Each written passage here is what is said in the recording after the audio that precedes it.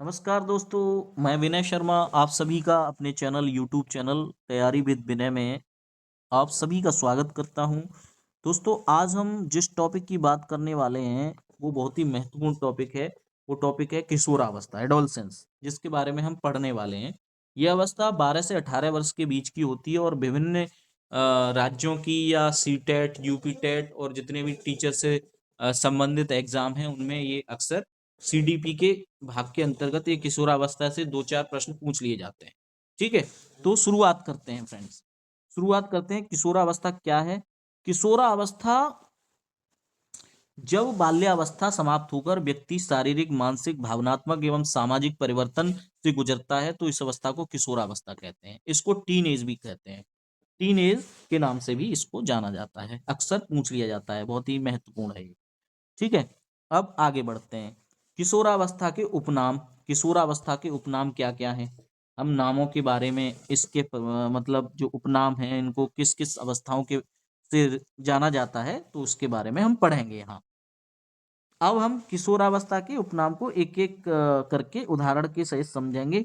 परिवर्तन की अवस्था, इसको परिवर्तन की अवस्था क्यों कहा जाता है? किशोरावस्था में शरीर, आवाज, सोच, व्यवहार सब कुछ बदलने लगता है। जैसे लड़कों की आवाज में भारीपन आ जाता है, लड़कियों के शारीरिक परिवर्तन आप देख रहे होंगे। मतलब ये किशोरावस्था के अंतर्गत आती है। ठीक है, जीवन का सबसे कठिन काल भी कहा जाता है। किलपैट्रिक जो एक मनोवैज्ञानिक हैं, इन्होंने बोला है कि जीवन का सबसे कठिन काल है किशोरावस्था। किशोरावस्था जीवन का सबसे कठिन काल है क्योंकि ना बच्चा रहता है, ना पूरी तरह से वयस्क बन जाता है, बन पाता है। इसी दुविधा में तनाव पैदा होता है फ्रेंड्स। ठीक है, अब आगे चलते हैं। उलझन की समस्या, उलझन की अवस्था होती है क्योंकि समस्या होती है इसमें, तो इसको उलझन की अवस्था भी बोला जाता है। इस उम्र में किशोर सोचता है मैं कौन हूँ, मुझे क्या बनना है, सही गलत क्या है, इस कारण से उलझन की अवस्था भी कहा जाता है इसको फ्रेंड्स। आगे चलते हैं। आंधी तूफान की अवस्था, आंधी तूफान की अवस्था क्यों कहा जाता है इसको? कि स्टैनलो हॉल के अनुसार किशोरावस्था आंधी तूफान की अवस्था के नाम से जाना जाता है। जैसे इस समय बच्चे में गुस्सा, चिड़चिड़ापन, भावनात्मक अस्थिरता तेजी से देखने को मिलती है। तो एक उबाल होता है, एक आंधी होती है, एक तूफान होता है, तो स्टैनलो हॉल ने इसको इस परिभाषा से परिभाषित किया है।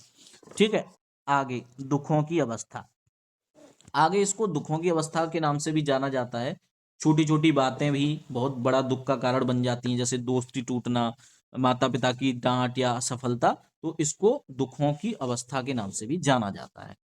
अब हम जीवन का स्वर्णिम काल की अवस्था के बारे में बात करेंगे। ये इस नाम से भी जाना जाता है कि जीवन का स्वर्णिम काल भी होता है। अगर सही मार्गदर्शन मिले तो यही अवस्था जो है भविष्य का निर्माण करती है, या आगे चल के निर्माण करती है, या भविष्य की नींव बनती है। इसलिए इसे जीवन का स्वर्णिम काल भी कहा जाता है।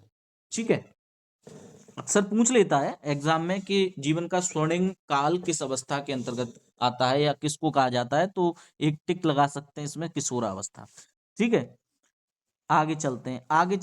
आगे चलेंगे हम तो बसंत ऋतु की अवस्था, बसंत ऋतु की अवस्था क्यों कहा जाता है? जैसे बसंत में कोपल नई ऊर्जा उत्पन्न होती है, वैसे ही किशोरावस्था में नई आशाएं, नए सपने जन्म लेते हैं। इसलिए इसको बसंत ऋतु की अवस्था के नाम से जाना जाता है फ्रेंड्स। अब आगे है पढ़ाई की अवस्था। पढ़ाई की अवस्था क्यों कहते हैं इसको? क्योंकि इस समय स्मरण शक्ति तेज होती है, सोच विकसित होती है, इसलिए इस अवस्था को शिक्षा के लिए सबसे सर्वश्रेष्ठ माना जाता है। ठीक है, इस अवस्था को पढ़ाई की अवस्था के नाम से भी जाना जाता है क्योंकि यह अवस्था ऐसी है, शिक्षा के लिए सर्वश्रेष्ठ है, तो इसलिए इसको पढ़ाई की अवस्था कहते हैं। समस्या की आयु, समस्या की आयु क्यों है? क्योंकि इस उम्र में समस्याएं होती हैं, शारीरिक समस्याएं हैं, मानसिक समस्याएं हैं, सामाजिक समस्याएं हैं, भावनात्मक समस्याएं, इसलिए इसे समस्या की आयु भी कहा जाता है। ठीक है, इस अवस्था को समस्या की आयु कहा जाता है। किसको? किशोरावस्था को। तार्किक चिंतन की अवस्था, तार्किक चिंतन की अवस्था, इस अवस्था में बच्चा कारण पूछता है, तर्क करता है, अंधविश्वास से दूर रहता है, यानी लॉजिकल थिंकिंग विकसित होती है इस अवस्था में, तो इसको तार्किक चिंतन की अवस्था के नाम से भी जाना जाता है। अगला है परिवर्तन की अवस्था। परिवर्तन की अवस्था क्या है? कि यहाँ दृष्टिकोण, विचारधारा, मूल्य सब बदल जाते हैं, इसलिए इसको परिवर्तन की अवस्था के नाम से भी जाना जाता है।